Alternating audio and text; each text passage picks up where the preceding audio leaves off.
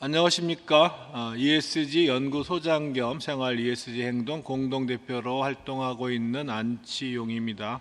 목요 강좌 6번째 강좌, ESG를 주제로 진행되고 있는 전체 강좌 중에서 마지막 편은 JPIC와 ESG 신학의 가능성을 중심으로 좀 편안하게 이야기를 한번 나눠보는 시간을 갖도록 하겠습니다. 저는 여러 가지 활동을 하고 있는데 ESG 쪽 활동이 많기도 하고요, 인문학 쪽 활동도 또 하고 있는데, 오늘은 영화 평론가로서 영화 얘기를 좀 곁들여서 여러분들하고 좀 이 접근이 용이한 방식으로 대화를 나눠보고자 합니다. 성경은 뭐니 뭐니 해도 창세기죠. 창세기고, 우리 물론 관점에 따라 다르지만 어쨌든 첫 번째가 창세기니까. 그래서 지필 순서가 처음은 물론 아닌 거를 우리 조금만 성서에 대해서 공부를 하면 알게 되지만, 아무튼 첫 번째 있는 성서에서 사람들마다 좋아하는 얘기는 다 다르겠지만은 요셉 이야기는 한 단락을 이루는 중요한 일화이죠. 왜냐하면은 요셉을 어떤 계기라기보단 전환점으로 출애굽이란 사건으로 이어지기 때문에 그렇죠. 요셉이 들어갈 때는 노예로 들어갔죠. 팔려서 노예로 들어갔다가 거기서 이제 자수성가하죠. 요즘 말로 자수성가하고 입신양명한, 그래서 이제 부모까지 불러들이는, 그래서 이제 그쪽에서 편안하고 대우받는 삶을 이집트에서 하게 됩니다. 성서에 기술되어 있듯이. 이집트에 들어갔을 때 아들 요셉이 불러서 아버지와 아버지의 아들들 일가가 들어갔을 때 성서의 기록은 약 70명으로 되어 있습니다. 정확한 70명이라기보다는 이제 성서가 70이라든지 이런 숫자를 좋아하기 때문에 아마 그랬을 수도 있고요. 대략 70명 정도가 들어가는데, 이제 출애굽기에 가면은 시간이 흘러서 약 430년이 흐른 거로 돼 있고요. 그래서 출애굽할 때 나오는 인원이 물론 이제 성서 작구의 해석에 문제가 있다는 얘기도 설득력 있게 제시되고 있지만, 어쨌든 우리 성서에 번역되어 있는 숫자로는 보행하는 장정이 60만 명으로 되어 있죠. 60만 명이라는 얘기는 이제 장정만 60만 명이니까 당시 인구 구조 같은 걸 감안하면 한 200만 명 이상이 출애굽을 했다고 볼 수 있죠. 그래서 좀 비상식적인 숫자라고 하는데, 성서 자체를 사서로 곧바로 우리가 이해해야 되는 것은 아니기 때문에 60만 명이라고 그냥 우리 생각을 하면서 오늘 논의를 한번 이어가도록 하겠습니다. 이집트에 들어간 이스라엘 민족은 이스라엘이죠. 이스라엘의 후손이 들어간 거니까. 그런데 이제 이스라엘의 아들인 이제 요셉 같은 친구라고 하면 안 되겠네요. 요셉 같은 사람은 대우받고 거기서 어떤 지배계급의 일원으로서 살아갔지만, 이스라엘도 그렇고. 근데 이제 성서의 기록을 보면은 초기의 상황과 다르게 나중에 신분이 하락한 것으로 알 수 있습니다. 노예처럼 되죠. 근데 이제 숫자가 성서에서 보다시피 70명이 들어갔는데 나중에 어떻게 됩니까? 장정만 60만 명, 그러니까 최소 100만 명, 200만 명이 넘는 인원으로 성장을 하죠. 거대한 민족이 되는 거죠. 그러면 이것을 먹고 사는 데는 문제가 없었다고 생각할 수 있고, 그 다음에 증식하는 데는 문제가 없었다고 생각할 수 있는데, 적절한 용어는 아니에요. 민족 관점이란 말이. 왜냐하면 민족이라는 것은 근대의 개념이기 때문에. 아무튼 민족 관점에서 근대에서 쓰는 민족 관점에서 의미 있는 성장이었냐고 한다면은 당연히 아니겠죠. 노예로서 인원을 늘려가는 그러한 삶을 의미 있는, 민족 차원에서 의미 있는 성장이라고 할 수는 없겠죠. 그래서 이제 우리가 알다시피 출애굽하면서 40년의 광야 생활이 시작되죠. 광야에서의 삶은 숫자 면에서는 그 노예 생활 때만큼 의미 있는 그 괄목할 만한 성장이 이루어지지는 않았죠. 힘들고 고통스러운 행군이 되는 거죠. 마치 이제 중국 혁명기에 마오를 따라서 그 대장정을 했던 것처럼 이 시나이 반도라든지 중동 지역을 출애굽한 이스라엘의 후손들이 그 고난의 행군을 하죠. 거기서 이제 마오의 대장정과 달리 마오의 대장정에서는 그 이념과 그다음에 조국 해방이라는 공통의 대의로 그 사람들이 고난을 지켜냈지만 이 출애굽에서는 성서에 따르면 누가 출애굽을 지켜줬는지가 명확하게 나오죠. 고통의 부름, 이스라엘 후손의 고통의 부름을 들은 하나님 야훼께서 직접 그 장정을 인도하시죠. 장정은 여기서 이제 그 젊은이 할 때 그 장정이 아니고 엑스페디션이라는 의미로서의 장정이죠. 그래서 잘 알다시피 먹을 걸 줬고 만나라는 걸 줬고 고기도 줬죠. 고기를 왜 안 주냐고 투덜거려서 이제 메추라기를 보내서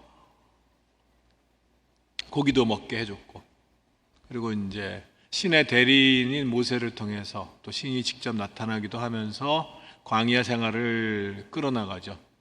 전적으로 광야 생활은 신이 인도한 삶이었고 그 다음에 신에 의지한 삶이었죠. 백성의 입장에서 보면. 그리고 마지막에 우리 그 모세와 야훼와의 인간 모세와 창조주 야훼와의 마지막 이별 장면 같은 거, 느보산에서의 그런 것들은 되게 우리 이런 표현이 적절한지 모르겠지만 인간적인 신의 모습, 따뜻한 신의 모습, 그다음에 인간으로 현현한 것 같은 신의 모습을 보여주기 때문에 어떤 출애굽에 하면서 광야에서 보낸 40년은 신이 직접 주체로서 인간을 이끈 시기였다, 이렇게 볼 수 있죠. 이후에 이제 우리가 가나안 정복 시기가 나오죠. 그거는 이제 관점에 따라서 정복이란 단어가 맞는지 침략이란 단어가 맞는지는 관점에 따라서 원하는 대로 쓸 수 있을 것 같고요. 서구인들이 신대륙 발견이라고 쓰듯이 신대륙 발견이 아니라 아메리카 대륙이란 말도 부적절하지만 어쨌든 그곳에 있던 대륙의 유럽인들이 상륙한 사건을 유럽인들은 신대륙 발견이라고 표현하죠. 가나안 정복이란 말도 이제 이스라엘 관점의 표현인데 어쨌든 가나안에 진출을 하죠.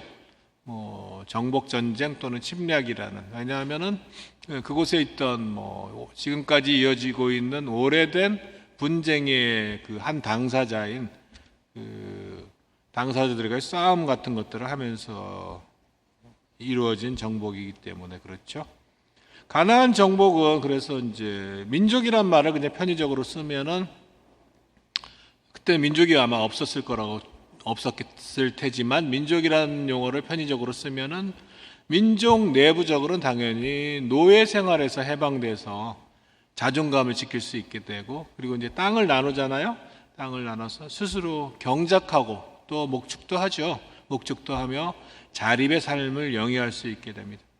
그리고 이제 전쟁을 끊임없이 벌이긴 하지만은 타민족에 대해서 우리가 이제 바벨론 유스라는 사건이 일어나기 전까지, 그리고 722년 북이스라엘이 멸망하고 그 뒤에 바벨론 유스가 일어나기 전까지는 남북이 통일한국에서 분단되어서 별도로 존재했지만 독립국가로 존재했죠.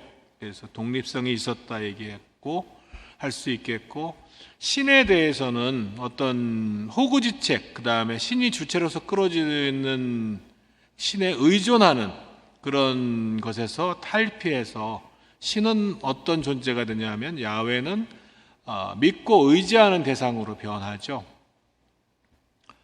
그래서 신은 사실상 유폐되죠. 광야에서는 그 신이 사람들과 함께 했는데 어느 순간 이제 왕정이라는 것이, 왕조라는 것이 등장하면서 신은 성소라는 것으로 옮겨지잖아요. 성소라는 것이 역사적으로 모든 민족을 통틀어서 일종의 유폐 형태였고, 사람들이 이제 그곳으로 도망가서 숨을 수도 있기도 했지만 그것은 신을 숨기는 장소이기도 했죠. 그래서 성소란 말이 성스럽단 말도 갖고 있지만은 인간이 신을 숨긴 장소였다, 이런 뜻도 되지요. 그리고 함께하는 게 아니라 은폐해놓고 고정해놓고 믿고 의지하는 신앙의 대상이 되면서 그것을 중심으로 종교와 인류 문명을 결합한 제도들을 발전시키고, 그 과정에서 신은 함께하는 신이 아니라 추앙되고 숨겨진 신으로 위치가 바뀌게 되죠. 그래서 이른바 그 정상적인 종교 관계가 형성이 됩니다. 가나안 정복 이후에 왕조를 중심으로 생각하면 여기서 이제 뭐 당시의 모든 민족이나 국가의 특징이어서 어쩔 수 없긴 했지만은 구약 성서에 나오는 어떤 잔인한 대목들, 이런 것들은 이제 정복과 국가 수립 과정에서 따르는 뭐 불가피한 측면이었고요. 뭐 잔인한 대목들이 많이 나오잖아요. 몰살시키고 이런 것들. 그리고 이제 진멸이란 표현도 나오고, 이제 통째로 다 없애버리고 그걸 신에 바친다고 하잖아요. 왜냐하면은 그 얘기는 이제 구약 전공하시는 뭐 교수님들이 하실 얘기인 것 같고, 아무튼 끊임없는 정복 전쟁과 평화의 부재는 뭐 당시에 뭐 근본적인 한계였다. 뭐 그냥 기록상으로 보면. 근데 중요한 얘기는 아니고, 가나안 정복 이후에 출애굽과 비교해서 큰 차이는 신이 유폐되었다. 그리고 신은 종교의 대상으로 바뀐다, 이런 얘기를 할 수 있겠죠. 여기서 잠깐 이제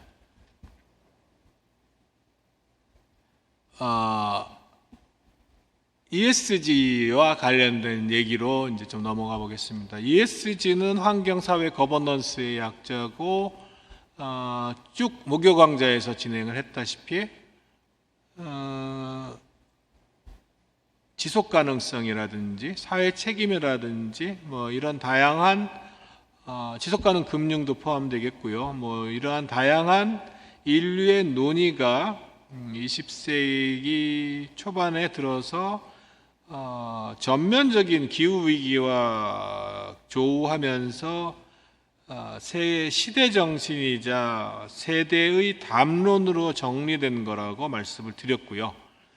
그것들의 선도적인 또는 사전적인 논의로는 많은 것들이 있지만, 가장 많이 올라가면은 멜더스의 인구론 같은 걸 들 수 있죠. 그래서 유명한 대로 인구와 식량을 가지고 얘기를 했을 때, 그러니까 지속 가능성이라는 말을 이제 그 자체의 sustainability라는 말로 해석을 하면, 인구의 지속 가능성과 식량의 지속 가능성은 반비례 관계죠.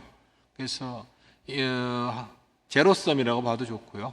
근데 두 개가 이제 같이 가면 근근히 버틸 수 있는데, 멜더스가 얘기한 대로 식량은 산술급수인데 인구는 기하급수이기 때문에 항상 굶주리고 그것이 평화적이지 않은 방법으로 해소될 것이다라고 얘기를 했고, 이런 구조에서는 시간이 지날수록 지속 가능성은 떨어지게 되겠죠. 화살표에서 보듯이 이렇게 떨어지게 되는데, 이건 오래된 얘기인데, 이제 이 모습은 이 그래프는 근대 국가 이전과 또는 근대 국가에 도달하는 무렵에 우리가 생각하는 정상 국가의 모습입니다. 정상 국가란 말은 지금 기준이 아니라 그 근대 이전의 왕조라든지 또는 그리스라면 다양한 공화정도 있었고요. 이러한 인류상에 존재했던 많은 국가들을 얘기하는 것인데, 그러한 국가들에서는 이제 이러한 모습이 나오죠. 인구를 불리는 것을 큰 목표로 했고, 근데 이제 가장 중요한 변수는 식량 같은 문제였죠. 그래서 식량과 인구와의 상관관계가 되게 중요한 문제였는데, 멜더스 같은 사람은 인구론에서 이 문제를 본격적으로 다뤘고, 그 이야기는 근대의 초입에서 이루어졌습니다. 근데 이게 지금 우리가 논의하고 있는 지속 가능성, 그러니까 ESG를 다르게 표현하면 지속 가능성인데, 지속 가능성의 그 아주 초기의 논의였다, 이렇게 말할 수 있겠죠. 그리고 이제 지속 가능성과 관련해서 ESG의 논의에서 지속 가능성 얘기를 빼놓을 수가 없는데, ESG는 이제 통상적으로 21세기에 등장한 논의이지만 그 저류, 그 밑에서 흐르는 흐름은 지속 가능성이라고 할 수 있고, 그 논의가 정초된 것은 1987년 우리 공동의 미래, Our Common Future라는 것이고, 브룬틀란 보고서라고 말씀을 드렸죠. 그래서 이 핵심 개념은 널리 알려진 대로 미래 세대의 욕구를 충족시킬 수 있는 능력을 위태롭게 하지 않고 현 세대의 욕구를 충족시키는 발전을 의미한다, 이런 말들이 이제 적혀 있고 떠돌아다니죠. 그래서 저는 이제 영어를 잘 못하지만 거의 외우고 있는데, without이란 말, without compromising the ability of future generations to meet their own needs. 이제 요거 번역한 거죠. 이게 이제 흔히 지속 가능성과 관련된 개념으로 많이 인용되고 있는 내용입니다. 근데 이제 이 얘기를 하면서 저는 이게 되게 부분적인 지속 가능성이라고 말씀을 드려요. 지속 가능성에서는 이제 오늘의 중요한 키워드인 공시성과 통시성 문제를 다룰 수밖에 없는데, 공시성과 통시성과 관련하여 Our Common Future에서는 두 가지 얘기를 합니다. 욕구, 니즈의 개념하고 한계의 개념을 얘기해요. 그래서 욕구라는 거는 특히 이건 지구촌에 관한 얘기이기 때문에 세계의 가난한 사람, 남쪽 사람들의 필수적인 욕구를 주목해야 된다는 얘기를 하고요. 한계는 현재와 미래를 욕구를 충족시킨 환경 능력에 대해 주목해야 된다는 얘기를 하죠. 이게 그러니까는 Our Common Future, 우리 공동의 미래에서 제시한 지속가능 발전이라는 개념은 크게 봐서 두 가지를 얘기하고 있는데, 현재 세대가 미래 세대가 먹고 살 수 있게 하면서 살아가야 된다는 거죠. 이게 이제 농담처럼 들렸지만은 지금 우리가 직면하고 있잖아요. 온실가스 같은 게 대표적인 우리가 직면하고 있는 요 사례죠. 대략 산업화 이후에 1도씨 근처 가까이 지구 표면의 평균 온도가 올랐는데, 그리고 이제 21세기에 우리가 온도를 몇 도 이하로 올리려고 해요. 1.5도 이하로 올리려고 애를 쓰고 있죠. 파리 기후협약에서는 2도씨를 얘기했지만, 그러니까 1.5도씨 이하로 낮추려고 했는데 21세기 목표가 그건데, 이미 국제기구, 관련한 국제기구 IPCC에는 1.5도에 도달하는 예상 연도를 2050년에서 2040년으로 10년 당겼죠. 그러니까 21세기의 우리의 목표가, 전체 목표가 1.5도였는데 그거에 도달하는 게 절반도 못 가서 한 2040년이면 도달한다는 얘기죠. 그러면은 이제 나쁜 시나리오에서 나왔던 것들 중에 4도, 6도까지 오르는 최악의 상황이 일어나면은 인류가 멸망할 수도 있겠죠. 우리 세대는 아니겠지만 실제로. 그래서 실제로 인류가 멸망할 수도 있는 상황이 지금 그러한 사이클에 들어가 있고, 우리에게는 이제 멸망과 그 다음에 멸망을 피하는 회복, 그 다음에 또 다른 발전의 길들이 복합적으로 놓여 있는데, 기독교적 세계관에 보면은 어쩌면은 이 온실가스를 인간의 욕망이 축적시켜서 그것이 멸망의 과정을 준비하는 게 어떻게 보면 기독교적 묵시록에 가깝다는 생각도 들어요. 그러니까 소위 우리가 뭐 언제 오나 그날이 뭐 재림이 언제 올 것이냐 그런 얘기들을 많이 하고, 마지막에 그날의 그 전투는 무엇이 될 것인가 하면서 사이비 종교들이 판을 치고 있지만, 지금 사실 마지막 전투가 시작됐고 뭐 재림이 임박했을 수도 있죠. 우리가 이제 한 2200년쯤 공식적으로 인류가 멸망하게 된다면, 뭐 2100년 안에 멸망할 것 같지는 않아요. 최악의 시나리오가 작동한다 하더라도. 그러면은 어쩌면은 이제 신의 섭리로 온실가스가 올라가고 있나, 우리가 그 예상한 대로 이렇게 운명론적인 생각도 하게 됩니다. 아무튼 그러한 기독교적 묵시록을 떠나서 인간 중심적으로 바라보면은 지속가능 발전이라는 개념은 우리가 흥청망청 살면서 미래 세대를 위태롭게 한 것이었는데, 가장 지구 공통으로 작동하는 대표 사례는 온실가스였다는 것이고, 그거는 누구나 느끼고 있죠. 우리가 누구나 지금은 다 알고 있는데 뭐 그렇지만 크게 신경 쓰지 않는 사건이기도 하죠. 북극곰이 죽을 거라는 건 누구나 알고 있지만은 내 새끼가 안 죽는데 뭐 북극곰이야 뭐 이런 정도죠. 북극곰이 죽는 건 안타깝지만 내 새끼가 죽는 건 아니라는 생각을 하고 있죠. 아무튼 이게 이제 지속가능 발전에서 가장 전형적인 사례인데, 거기서 이게 통시성의 개념과 공시성의 개념이 십자가처럼 교차하고 있죠. 통시성은 이거를 뭐 지평의 비극이라는 말도 하는데, 우리가 갖고 있는 허라이즌, 지평이라는 것은 길어야 뭐 요즘 김영석 교수 같은 분은 100년 삽디다만, 길어야 우리가 옛날에 뭐 70년 살면 오래 산다 그랬고, 요즘은 뭐 평균 수명이 80이 넘었기 때문에 100년은 못 사는 인생인데, 그리고 이미 어느 정도 산 분들은 뭐 우리 생애 내에서 지구가 멸망하는 일은 없을 것이고, 뭐 위기들을 많이 보겠지만, 뭐 그러니까는 뭐 좀 둔감할 수는 있죠. 통시성이라는 것에 대해서. 통시성이라는 것은 이런 개념이거든요, 시대에.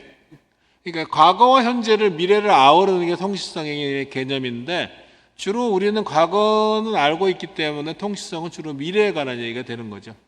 공시성은 이제 수평적인 얘기죠. 같이 사는 사람들. 우리의 공시성들은 우리 사회이자 지구촌이고 이런 것들이 되는 거죠. 그래서 욕구와 한계, 이것까지 감안하면 지속가능성의 개념은, 지속가능 발전의 시간 프레임은 공시성과 통시성을 두루 갖춘다라고 할 수 있죠. 공시성을 다시 얘기하면은 현재 내의 불평등을 제거해야 된다, 최소화해야 된다, 이런 얘기죠. 코로나19 같은 것을 거치면서 특히 한계선상에 도달한 계층의 위기가 커지는데, 그러한 사람들의 구제를 국가가 최우선으로 해야 된다, 이런 것들하고 비슷한 개념이고, 정의론에서 다루는 뭐 존 롤스의 미니멈 맥시마이즈, 최하층의 욕구를 우선 보장해야 된다는 정의의 관점하고도 흡사하죠. 정의라는 것이 결국은 한마디로 무엇이냐고 하면은, 아까 인구 얘기와 식량 얘기를 했듯이, 정의라는 것은 뭐 저도 그렇게 얘기하고 많은 정의를 다룬 학자들이 얘기하듯이, 한마디로 밥그릇을 어떻게 나누냐에 관한 문제가 정의이기 때문에, 이 미니멈 맥시마이즈, 공시성은 존 롤즈의 미니멈 맥시마이즈라 말고 일치하죠. 통시성이라는 것은 사실 우리가 현재를 살고 있기 때문에 되게 좀 힘듭니다. 이게 지평의 비극이란 말하고도 연관이 되는데, 현재와 미래 사이의 균형, 요 문제죠. 우리는 지금 과거와 현재 사이의 균형은 어쩌지 못하죠. 그것 때문에 괴로워하잖아요. 예를 들어서 대학 시절에 술을 먹거나 이럴 때 어젯밤에 과음했는데 그때 그만하고 적당히 음주를 하고 다른 일을 했었어야 하는 것들은 현재의 국면인데, 이제 앞으로의 상황에 대한 것들은 지금 선택해 나가는 거죠. 근데 항상 우리는 현재를 발굴하고 있죠. 미래를 끊임없이 현재로 당기면서 살아가는 게 우리의 삶인데, 우리의 현재는 과거와의 그 관계 속에서 규정이 되는데, 그 불균형이 있고, 주어진 불균형을 미래와의 관계 속에서 어떻게 균형으로 회복할까를 고민하지만, 대체로 현재까지 축적된 불균형은 미래와의 관계에서 더 큰 불균형으로 이어지곤 하죠. 대체로 인류 전체로는 우리가 알고 있는 것처럼 지구온난화와 기후위기라는 것을 생각할 수 있고요. 이 국면에서 우리는 세계의 시민으로서 자신들을 자각하게 되죠. 거창한 세계 시민이란 말이지만 우리는 이미 세계 시민이라는 얘기 드린 적이 있죠. 그래서 통치성은 지구온난화와 기후위기의 문제이고, 그래서 지속가능성은 공시성과 통시성을 두루 갖추고 있다. 통시성은 사실 시대 영역이다, 이렇게 볼 수 있어요. 과거와 현재와 미래를 관통하는 그 역사관, 그거는 이제 미래의 종말론과도 연결이 되는 것이고, 미래에 다가올 세상에 관한 어떤 섭리와도 연관이기 때문에 신의 영역이기도 하죠. 비유로서 우리가 식량을 중심으로 해서 이 지금까지 앞에 얘기했던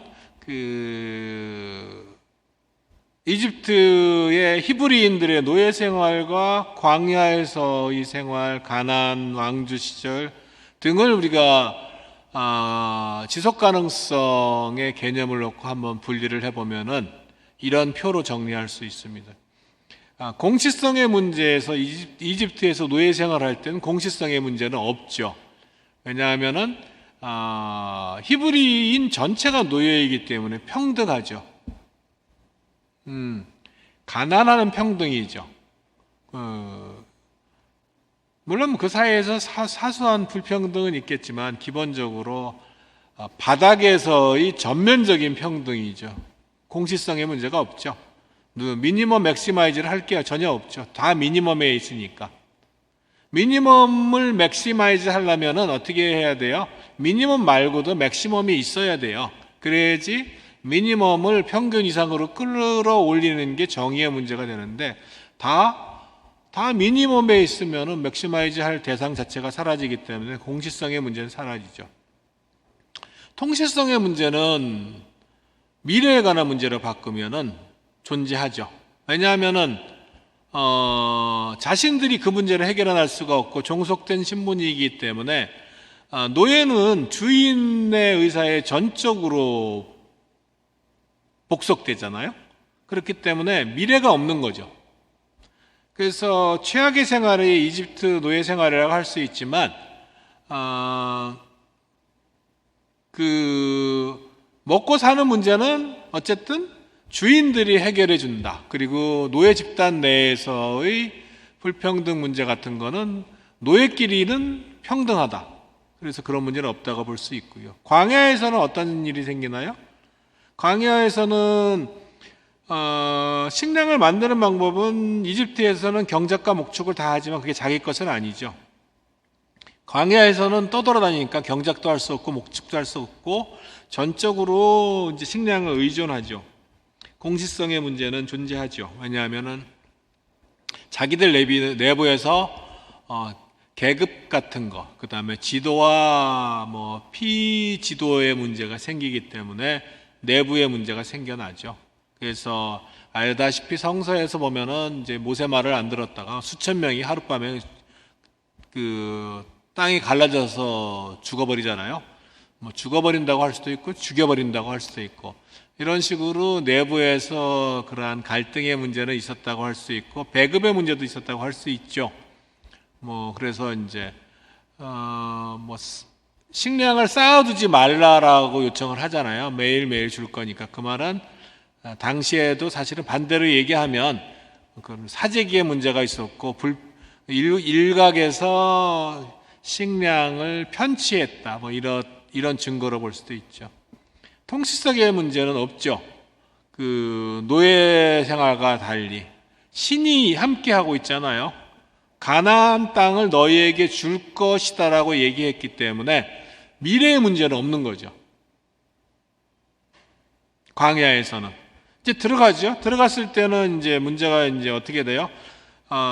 공치성의 문제는 더 심각해지죠. 경작과 목축을 하게 되고, 그 다음에 왕조가 등장하면서 우리가 구약 성서에서 보다시피 이제 사사 시대를 거쳐서 왕조 시대로 넘어가는데 왕을 뭐 세우려고 하잖아요. 근데 이제 사무엘 같은 사람이 니네가 왕을 세우면은 니네가 왕한테 뭐 편한 말로 피박 쓸 거다. 라지만 이 사람들이 기꺼이 우리는 피박을 쓰겠다라고 이제 얘기를 하는 그러한 장면들이 등장하잖아요. 공식성의 문제는 있을 뿐만 아니라 훨씬 심각해진다고 할 수 있죠. 광야하고 비교해서 지배와 복종의 관계가 생기는 거죠. 그리고 이제 통치성의 문제, 미래의 문제는 없었어야 하는데 어떻게 해요? 생기죠. 신이 함께하고 가나안을 약속했을 때하고 실현된 미래가 등장하면서 문제는 이제 심각해지는 거죠. 신의 약속은 어떻게 돼요?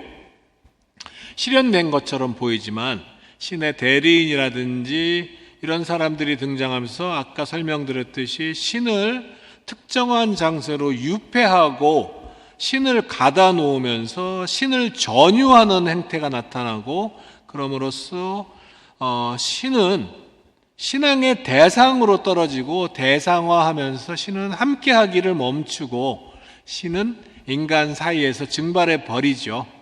이러한 구조가 되면서 미래에 관한 통치성의 문제가 생기고 성서에서도 그 문제를 끊임없이 지적하고 있죠. 뭐 성서의 사건을 역사와 결부시켜서 작은 왕국인 그 유대와 이스라엘이 동쪽의 강대국하고 그 유대를 맺으면서 자신들의 지정학적 어려움을 타개할 것이냐, 남쪽의 강대국과 관계를 더 강화할 것이냐 하는 지정학의 문제가 있긴 하지만, 그걸 가지고 이제 성서에서는 선지자들이 나와서 뭐 이러저러한 얘기들을 하고 있지만, 아무튼 그러한 현실 정치, 현실 지정학의 문제와 무관하게 신의 약속과 관련된 왕조의 선택 문제는 언약을 배신한 민족, 신의 백성이 되기로 약속한 그 약속을 배신한 민족의 신과의 약속의 문제로 귀결을 하게 되죠. 그럼으로써 통치성의 문제는 최악으로 치달으면서 알다시피 되돌아가요. 그래서 이집트 노예였던 사람들이 누구의 노예가 됩니까? 바빌론의 노예가 되죠.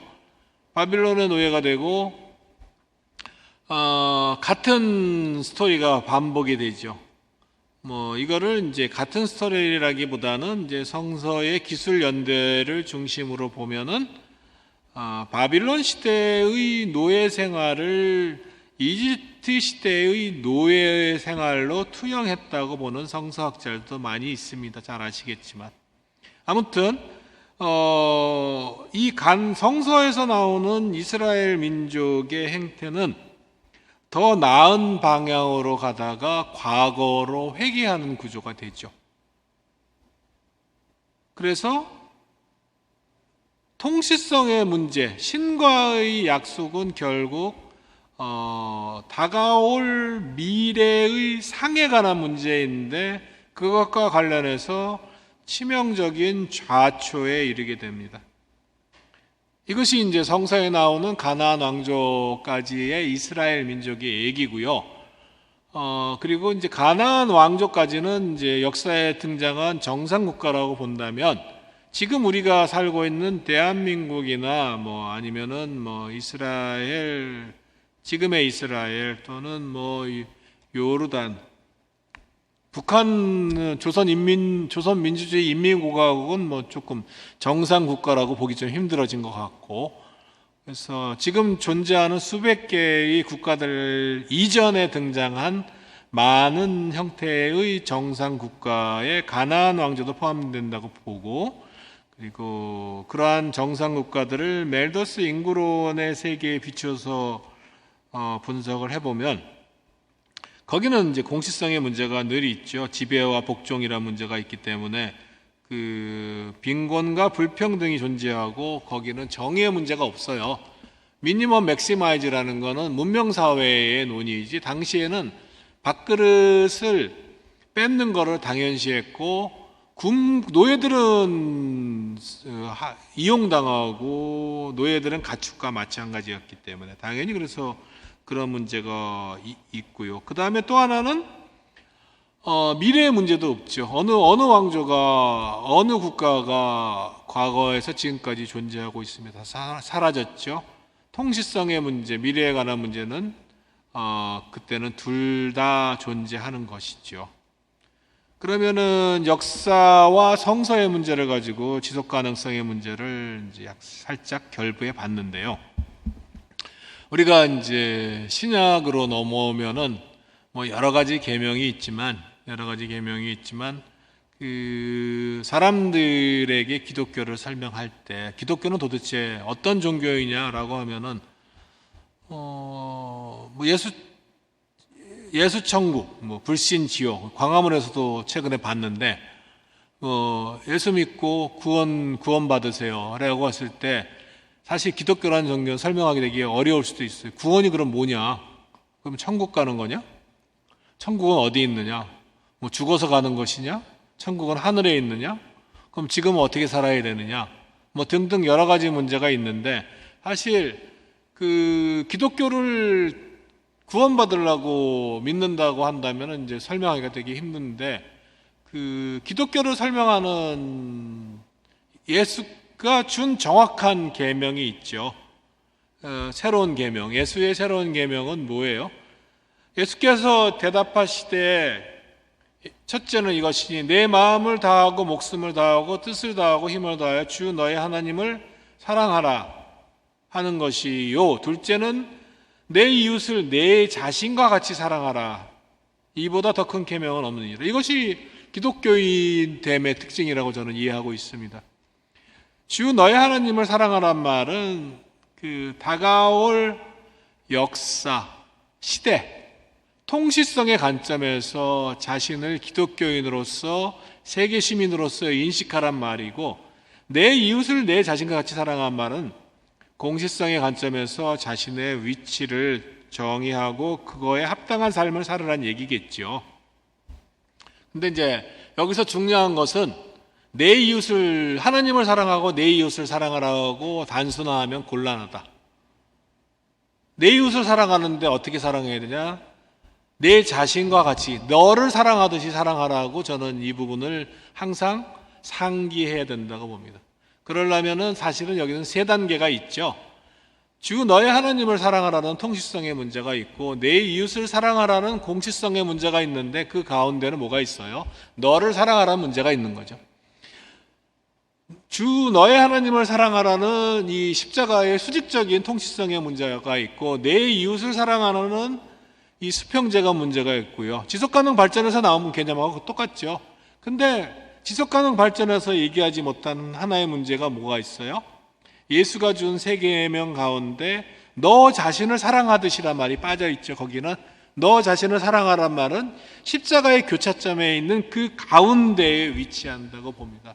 사실은 이 예수의 세 계명은 세 개의 차원으로 이루어져 있는데, 그것은 공시성과 통시성, 그리고 공시성과 통시성의 교차 속에서 존재하는 나의 실존이라는 개념으로 이해할 수 있다고 봅니다. 이것이 기독교인 되는 개념이고, 우리가 말하는 뭐 구원의 개념이죠. 죽어서 천국 가는 게 구원인 사람도 있겠지만, 이러한 공시성과 통시성의 십자가 위에서 자기 자신의 존재를 발견하고 사랑하면서 공시성과 통시성으로 확장해 나가는 것, 이것이 기독교인됨이고 예수를 닮는 행동이라고 저는 생각을 합니다. 이러한 공시성과 통시성의 논의는 WCC 세계교회협의회에서 이미 그 정의가 된 바가 있죠. 저는 이제 ESG라든지 지속 가능성을 먼저 공부를 하고 WCC의 논의를 나중에 알게 됐는데, WCC에서 이런 얘기를 했다는 걸 알고 저는 되게 놀랐어요.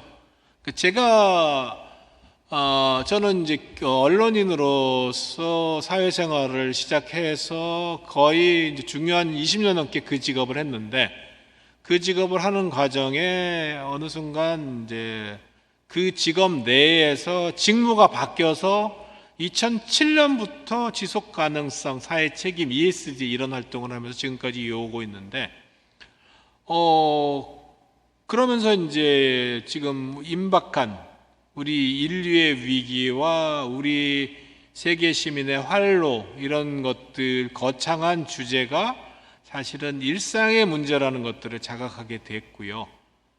근데 그 얘기를 하면서 가장 많이 쓴 말, 제가 가장 많이 쓰는 단어 중에 하나가 지속 가능성인데, 또는 지속 가능 사회인데, 제가 2007년이잖아요.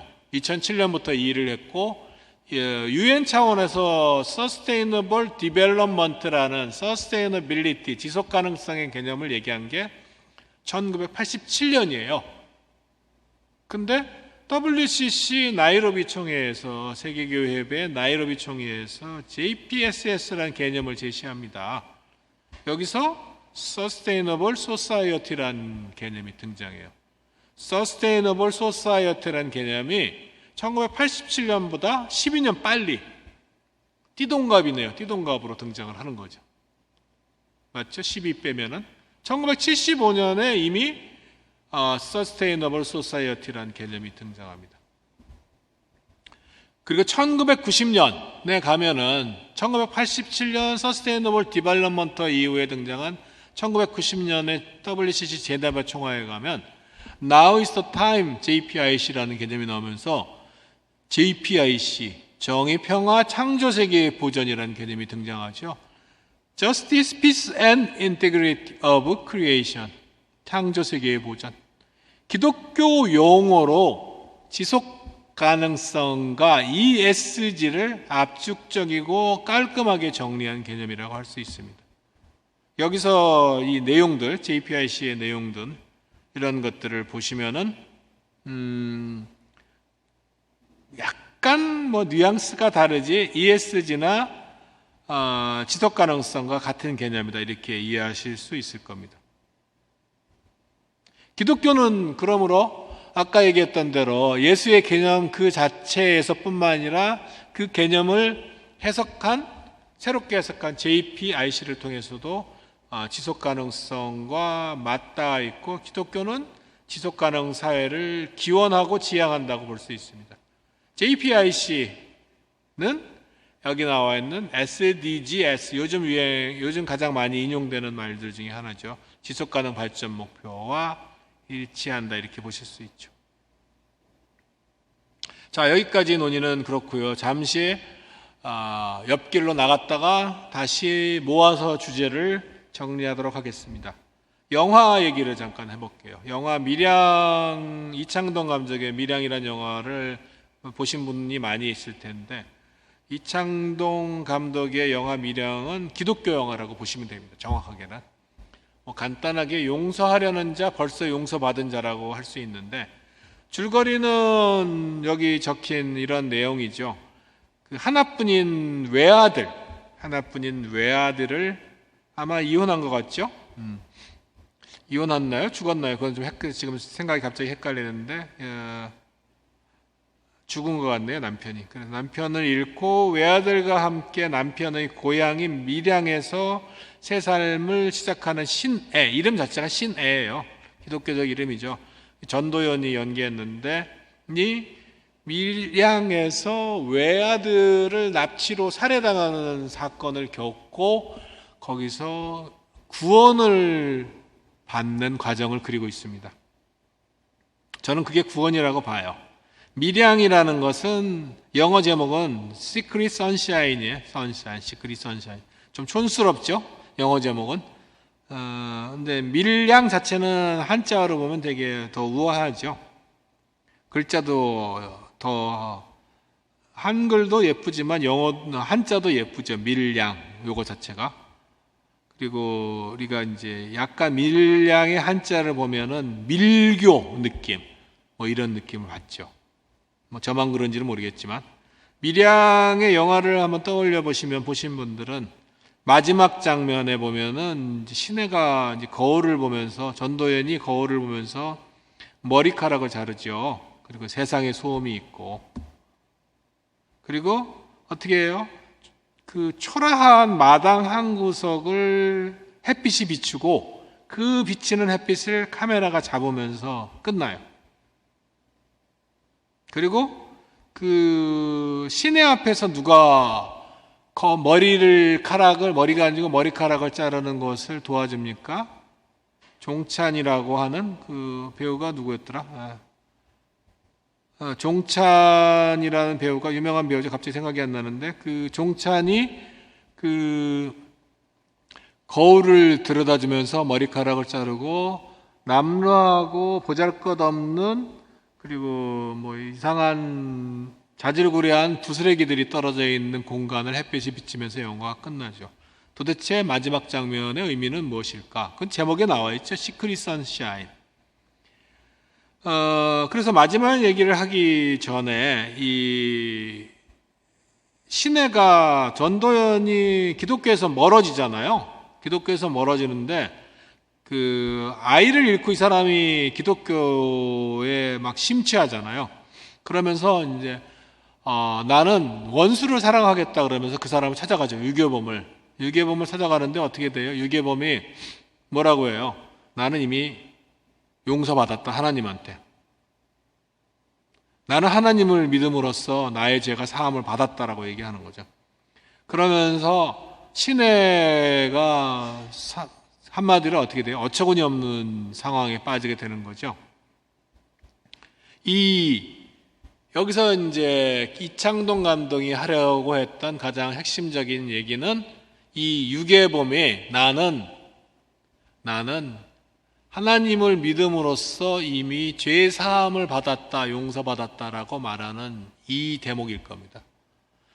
그 소위 속류적이고 제가 보기에는 천박한 기독교인들은 이럴 때 이신칭이란 말을 떠올릴 거예요. 믿으면 천국 가고 믿음은 의롭다함을 얻는다는 말을 기계적으로 해석하면은 그 유괴범 같은 말을 할 수 있죠. 그리고 예수의 계명 자체를 하나님을 사랑하고 내 이웃을 사랑하고 너를 사랑하란 말 자체로 제대로 받아들이지 않으면 그런 말을 할 수 있죠.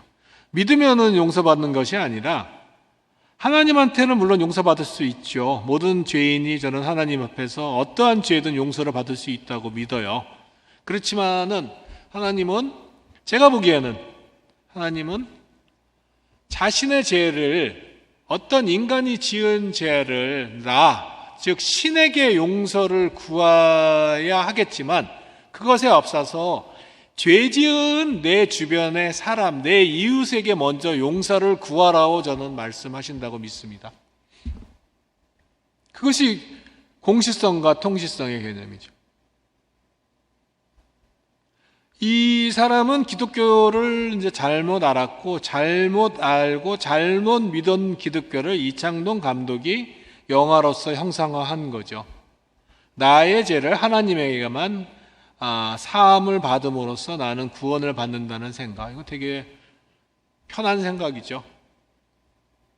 그러니까는 이제 전도연은 되게 이제 당황하게 되는 거죠. 전도연의 문제의식은 되게 기독교와 관련해서 올바른 문제의식이라고 할 수 있습니다.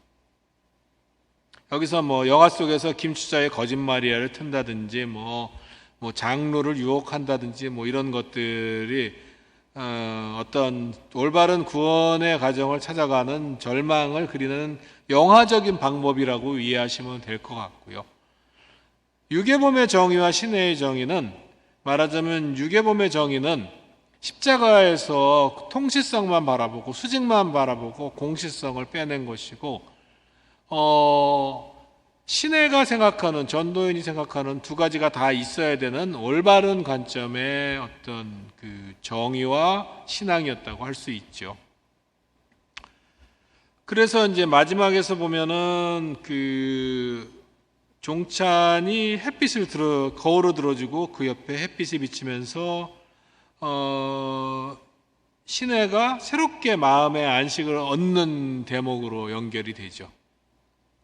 저는 이제 이 영화를 이제 영화 평론가니까는 영화 평론으로도 쓴 적이 있는데, 저는 마지막 결론을 이렇게 맺었어요. 만일 신이 있다면 종찬의 모습을 하였을 거라고 저는 상상합니다. 제가 생각하는 신은 그런 신인 거죠. 그러면은 이제 우리가 여기서 케노시스라는 신학 공부를 한 사람은 들어본 케노시스란 말하고, 그 다음에 자기를 내어주고 움츠리는 침줌이라는 유대교 용어를 떠올릴 수가 있는데, 그 얘기를 하기 전에 잠깐 요즘 유행을 떨치고 있는 유행하는 오징어 게임도 좀 살펴볼까요? 어떤 사람들은 오징어 게임을 보고 기독교 혐오적인 작품이라고 하는데 좀 오바죠, 오바. 그러니까 목사를 너무 부정적으로 그렸다 그래서 이제 기독교 혐오적이라고 하는데, 목사 중에 나쁜 사람들 많이 있어요. 목사 중에 나쁜 사람이 있다고 기독교가 나쁜 건 아니잖아요. 목사 중에 좋은 목사도 있고 나쁜 목사도 있습니다. 당연히. 모든 목사가 다 존경할 만하고 좋은 사람인 거 아니죠. 불행히도. 감옥 가는 목사들 많잖아요. 뉴스에 나오는 목사들 많이 있잖아요. 스님도 마찬가지고 신부도 마찬가지죠.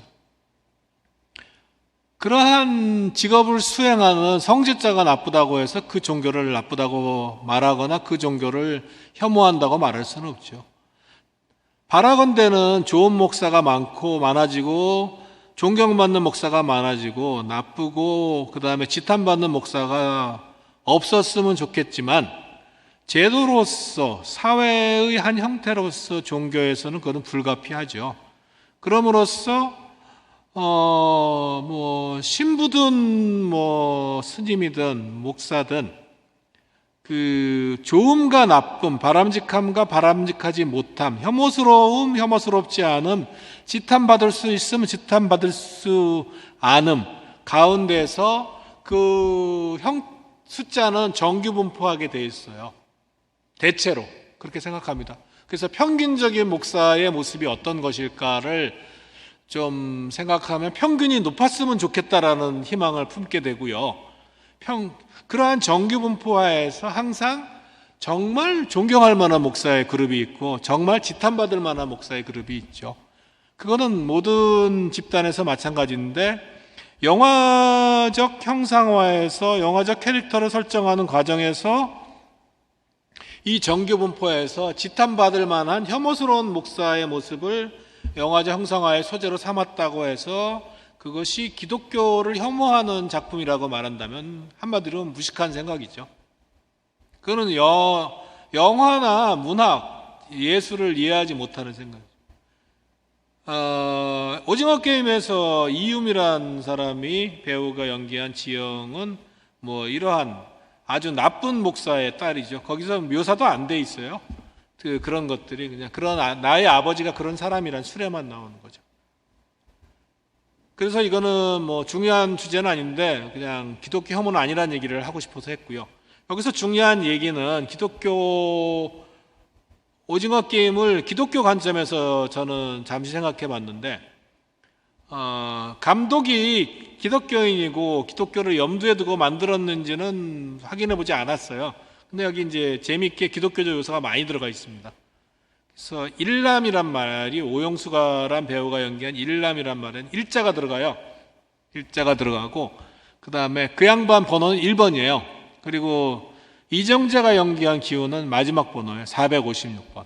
1번과 끝번이 이 이야기를 끊어갑니다. 그래서 기독교에서 많이 들어본 얘기죠. 시작과 끝, 알파와 오메가. 그러면은 두 개가 겹쳐지면서 이것은 하나님이자 예수인가 뭐 그렇게 받아들여야 되나 그렇게 생각 안 했어요. 다만 1번은 기독교회를 비유로서 우리가 뭐 아니면은 뭐 평행 이론으로 갖다 붙이면 일람은 요즘 유행하는 말로 그분이에요. 그분이고 일람은 분명하게 나타나는 설계자이죠. 우리가 성서적이고 기독교적인 용어로 그분이자 설계자는 창조주라고 얘기를 합니다. 재밌는 거는 일람이 어떻게 게임 안으로 내려오죠? 게임 안으로 내려오는 거, 자기를 낮추죠. 구경하지 않고. 내려오고 자기를 낮추는 거를 기독교 용어로는 케노시스라는 말을 씁니다. 신학적 용어로. 자기 비움이라고도 하고 자기 낮춤이라고도 하고 또는 성육신이라는 말도 쓰죠. 예수를 설명하는 말이 성육신이잖아요. 신이 자기를 비우고 자기를 낮춰서 몸소 인간의 몸을 입고 낮아지셨다. 그래서 그 십자가에 못 박혀 죽은, 인간에게 못 박혀 죽은 유일한 고등 종교가 기독교라는 거죠. 신이 인간에게 못 박혀 죽기를 선택한 종교다. 케노시스란 말. 그래서 저는 일람이 그 게임 안으로 내려왔다는 말에서 케노시스란 말을 떠올렸고요. 중간에서 이 설계 안에서의 게임을 계속할지 말지를 사람들이 투표를 하잖아요. 동수가 나와요. 중간에 사람들이 죽고 나서. 마지막에 일람이 투표를 하잖아요. 일람이 어떻게 해요? 돌아가라는 투표를 하죠. 그래서 게임이 중단됩니다. 이거는 설계자로서 어떤 결정을 한 거예요? 다시 한번 선택의 기회를 제공한 거죠. 여기서 신학적으로 저는 자유의지란 말을 떠올렸습니다. 신이 우리에게 준 자유의지란 말. 뭐 과도한 해석이라고 볼지 모르겠지만 뭐 일종의 이제 평행 이론이라는 생각을 했고, 그 다음에 일람과 기운이 구슬을 가지고 내기하는 쟁문에서 일부러 일람이 저주잖아요. 그 대목에서 우리 뭐 성서에 보면은 하나님과 씨름하는 장면, 하나님의 천사와 씨름하는 장면, 하나님과 맞서는 장면 이런 것도 있고, 그 다음에 일부러 져주는 하나님, 고통의 과정에 함께하면서 일부러 져주는 하나님의 모습과 평행된다라는 생각도 해봤어요. 일부러 져주는 하나님. 일람은 누구인가? 1번. 자, 그러면은 이제 저기서 일람의 얘기, 그 다음에 영화 밀양에 의해서 제가 케노시스, 신약성서에서 나오는 케노시스란 말, 자기를 낮추고 비워서 친히 사람에게 내려온 예수를 설명하는 단어인 케노시스란 말과 유대교에서 쓰는 침줌이란 말, 신이 자기를 움츠리고 비워줘서 인간에게 공간을 내어주었다는 침줌이란 말을 저는 이제 떠올리게 됐는데, 우리가 살펴본 그 과정에서 이러한 과정이 관철되고 있음을 뭐 일종의 비유로서 느낄 수 있습니다. 이집트에서 노예 생활을 할 때 야훼는 그곳에 없었죠. 야훼는 없었고, 야훼는 어떤 분이십니까? 이집트에서 노예를 생활하는 히브리인들이 고통의 외침을 질렀을 때 그 고통의 외침을 듣고 응답하는 게 야훼이죠. 그럼으로써 야훼는 고통의 부름에 응답해서 내가 너의 하나님이 되고 너희가 나의 백성이 되리라는 언약 관계 속에서 광야 시절의 주체로서 함께하는 신으로서 현현하는 신으로 동행하는 신으로서 광야를 함께합니다. 이제 가나안에 들어가면서 신은 유폐되죠. 성소로 유폐되고 신은 함께하는 존재가 아니라 신앙되는 존재로 격화되죠. 그런 모든 것들을 감내하죠. 그 다음에 근대국가에 가면은 어떻게 돼요? 우리가 근대국가에 가면은 소위 근대국가, 근대성, 근대인에 이르면은 대부분 신을 살해하죠. 신을 죽였다고 하잖아요. 신은 죽어버린 세상이 이제 근대국가이고, 그 신을 죽였다는 말은 지금 세상에 정확하게 관철되죠. 왜냐하면은 신을 죽였다는 말은 우리 삶에서도 똑같아요. 기독교인의 삶에서도 과거 시대에 중세나 또는 그 가나안 왕조 시절 전에 광야 시대에 신은 최종 신급이자 동행하는 신이었지만은 근대성이 지배한 근대 이후의 세상에서는 최종 신급은 신이 아니라 인간과 인간 이성이 되는 거죠. 지금 우리도 마찬가지예요. 신은 우리가 일요일 날, 주일 날 교회 가서 기도하고 일주일 동안 우리가 이런 죄를 졌네요 라고 하소연하는 대상으로 전락했지 우리 행동과 우리 삶의 최종 신급은 아닙니다. 우리 누구나에게, 소위 기독교인이라고 하는 사람에게도. 그러면은 우리가 기도로서 응답받았다고 하지만 사실은 기도로에서 응답받은 게 아니고 기도해놓고 자기가 응답해놓고 기도해서 응답했다고 하는 사람이 저는 많을 거라고 봐요. 사실 저는 그게 또 많이 틀린 건 아니라고 생각해요.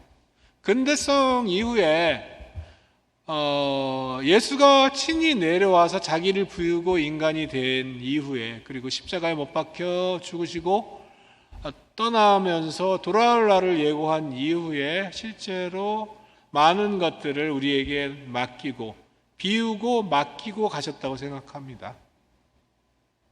신은 우리가 침줌이라는 유대교 설명이 그 아우슈비츠의 고통을 겪은 유대인들이 아우슈비츠를 방관하는 신은 도대체 어떤 신인가를 고민하면서 공간을 내어주고 움츠리며 지켜보면서 같이 고통받고 위로해주는 그러한 신을 설정하였을 때 저는 그게 맞는 모습이라고 생각합니다.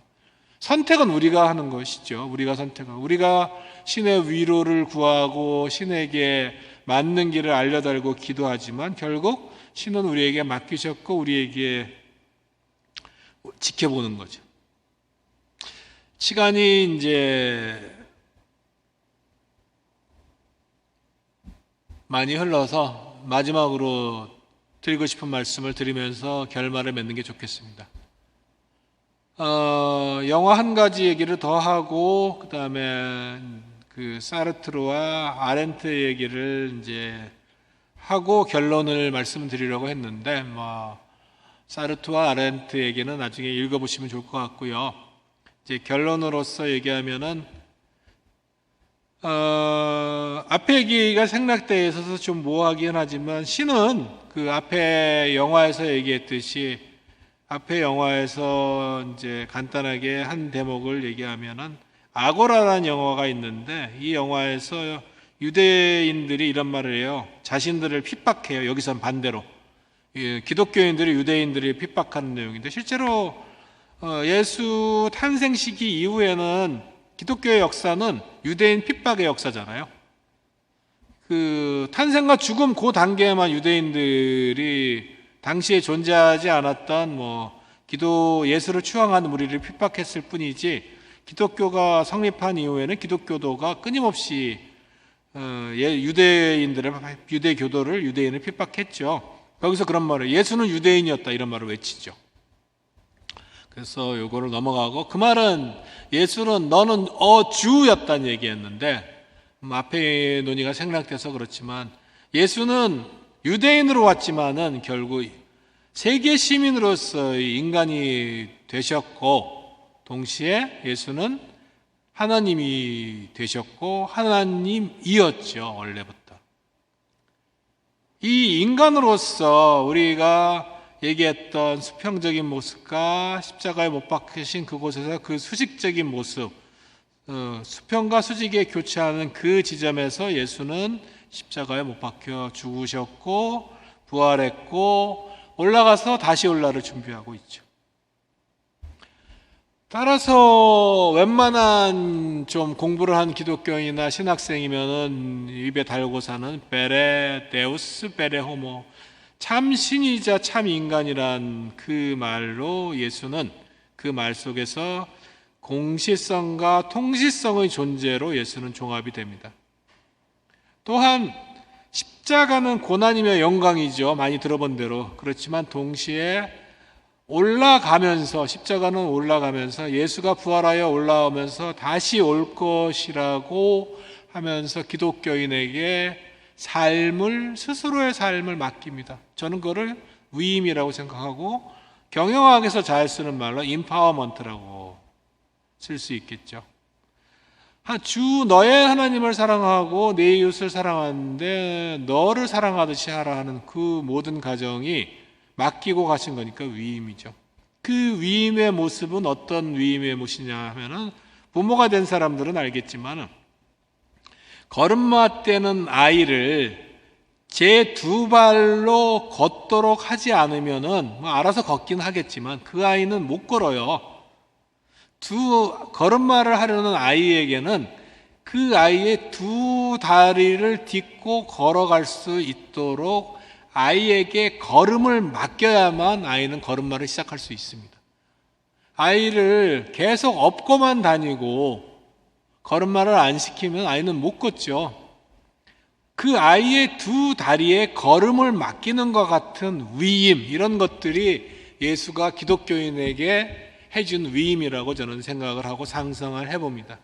그 말은 케노시스 같은 거죠. 아까 자기의 비움. 예수께서는 다 할 수 있고 전능할 수 있지만, 두루 편재할 수 있지만 힘을 쓰지 않고 지켜보고, 그 다음에 아이가 부모된 사람들은 그거 잘 알잖아요. 그래서 신과 우리의 관계를 자녀와 부모의 관계로 대비한 것은 매우 적절했다고 생각하는데, 부모된 사람들은 잘 알아요. 그런 느낌. 아이를 걸음마 시킬 때 아이 위태위태하고 불안하지만 아이를 놓습니다. 걸어가라고. 그리고 어쩌다 아이가 넘어져서 무릎이 까지거나 다치거나 그러면은 애통해하죠. 마음이 아프고. 그렇지만 걸어야 된다는 걸 아는 것처럼 신이 우리를 놓아주고 우리에게 공간을 내어주는 것, 그것이 케노시스이자 침줌의 신의 모습이고, 제가 생각하는 신의 모습이죠. 그렇다면 그 나머지 공간에서 걸음마를 뗀, 우리를 기꺼이 걷도록, 두 다리를 걷도록 우리를 놓아주신 부모 같은 신이 우리에게 맡긴 세상에서 우리가 걸음마를 떼는 것과 같은 행위는 어떤 것일까요? 지금 세상에서는 그것은 JPIC라는 지속가능사의 조건이자 ESG라는 시대정신이라고 봐요. 신이 우리를 놓아서 걸음마를 하게 했을 때 우리가 걸음을 걷는 그것과 대응되는 것은 JPIC이자 ESG라고 보는 거죠. ESG를 신학적으로 해석하면은 JPIC이고, 그것은 기독교인이 기독교인임을 증명하는 핵심적 방법론이자 존재론이라고 생각해요. 기독교인이 구원받는 방법은 기독교인이 기독교임을 증명하는 가장 근원적인 존재론은 아까 얘기했던 것처럼 주 너의 하나님을 사랑하고 내 이웃을 사랑하되 너 자신도 사랑하라는 십자가와 그 십자가의 교차 안에 존재하는 그 세 가지 위상이라고 한다면은, 그것을 사회 속에서 기독교인임을 증명하는 방법은 JPIC와 ESG를 실천하는 것이라고 볼 수 있습니다. 우리 이런 말 많이 하잖아요. 이미와 아직 사이, 올레드와 나제트의 긴장 속에서, 또는 올레드와 나제트라는 기간의 중첩 속에서 우리는 어떤 삶을 살 것인가? 특히 지금은 어떤 세상인가요? 우리 창세기에 보면 신이 인간을 만들 때 진흙으로 빚어서 호흡을 불어넣잖아요. 그러면서 뭐 어떤 히브리어를 쓰고 우리가 성서 공부를 하면서 얘기를 하잖아요. 신이 호흡을 불어넣어주죠, 인간에게. 그것이 우리의 축복이었죠, 인간됨. 근데 우리의 호흡을 생각해 보세요. 우리는 산소를 마시고 이산화탄소를 배출하고, 우리의 숫자, 우리의 삶 자체는 지구온난화라는 근원적인 죄의 행위가 되고 있습니다. 우리의 숨쉬는 것 자체가 죄가 되는 것이고 세상을 파괴하고 있는 것이죠. 죄의 근원이 우리의 호흡이 된 거죠. 우리 죄의 근원은 에덴 동산에서 사과가 아니라 선악과를 따먹은 게 우리 죄의 근원이 아니라 지금 우리가 내쉬는 호흡이 죄의 근원이 된 것이요. 그것이 원죄이죠, 우리의 원죄자, 우리의 죄의 근원은 지금 세상에선 탄소인 거죠. 따라서 우리에게 주어진 이 호흡으로 짓는, 탄소로서 짓는 우리의 죄는 우리의 호흡을 정화하고 우리의 호흡으로 생긴 탄소를 상쇄하고 그것들을 끄집어낸 화석연료란 형태로 과거에서 끄집어낸, 화석연료는 통치성의 문제잖아요. 과거에 묻혔던 것들을, 과거에 존재했던 생명체를 그거를 현재에 끈져내서 우리의 이기와 욕망을 위해서 사용한 것들, 이것이 우리의 죄이고 우리가 끄집어내는 탄소인 것이죠. 탄소가 우리의 원죄이며 동시에 그 탄소를 상쇄하고 과거에서 현재로 이어진 화석연료라는 그 탄소의 통치성의 문제를, 과거에서 현재로 이어진 그 불균형의 문제를 현재에서 미래로 이어지는 균형 속에서, 그 통치성 속에서, 그 하나님과 우리의 관계 속에서 올바르게 해결하고 그 해결을 같이 살아가는 인류와 함께 그 해결점을 찾고 그 중심점에서 나의 호흡을 정화하고 나의 삶을 정화함으로써 JPIC, ESG, 그리고 임박한 기후위기란 재앙 속에서 세계 시민으로서 자신의 삶을 자각하고 돌아보면서 올바르게 선택하고 행동하면서 그리고 기도하는 것이 구원이 되겠죠. 그것이 지금에서야 구원의 근거라고 저는 생각합니다. 이미 우리는 죄를 짓고 있어요. 우리의 호흡이, 우리가 끄집어낸 화석연료가 북극곰을 죽이고 많은 생명을 죽이고 있습니다. 그 많은 죄, 우리가 짓고 있는, 우리의 호흡으로, 우리의 탄소로 짓고 있는 그 죄를 지금은 회개하고 우리에게 맡기신 이 세상을 묵시록이 지시하는 것 같은 멸망의 세상이 아니라 여전히 아름답고 활기차며 녹색과 푸르름이 넘치는 세상으로 만들어가는 것이 기독교인으로서 우리 자신을 증명하는 방법론이겠죠. 톨스토이의 전쟁과 평화의 한 구절로 오늘 말씀을 마무리하도록 하겠습니다. 톨스토이의 전쟁과 평화, 두꺼운 책이죠. 두꺼운 책인데 사춘기 때 읽었던 기억이 납니다.